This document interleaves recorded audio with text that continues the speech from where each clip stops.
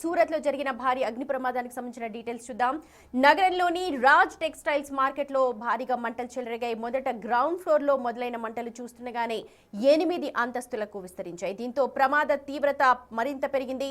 మొత్తం బట్టల దుకాణాలు కావడంతో మంటలు వేగంగా విస్తరించాయి. బట్టల దుకాణాలన్నీ కూడా తగలబట్టడంతో భారీగా పొగ అలుముకుంది, దట్టంగా అలిమేసుకుంది. విజువల్స్ లో చూడొచ్చు. ప్రమాద సమాచారం అందుకున్న వెంటనే ఫైర్ సిబ్బంది ఘటనా స్థలానికి చేరుకుని మంటలనైతే అదుపులోకి తీసుకొచ్చాయి. తీవ్రంగా శ్రమిస్తాయి. మొత్తం 22 ఫైర్ ఇంజన్లు దాదాపు 3.5 గంటల పాటు నాన్ స్టాప్ గా పనిచేయడంతో మంటలు మొత్తం అదుపులోకి వచ్చినట్టుగా అధికారులు చెబుతున్నారు.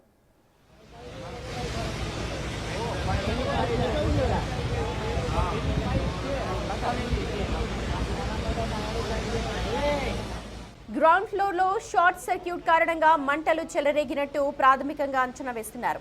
ఆ తర్వాత వేగంగా మంటలు అన్ని ఫ్లోర్లకు కూడా విస్తరించినట్టు చెప్తూ ఉన్నారు.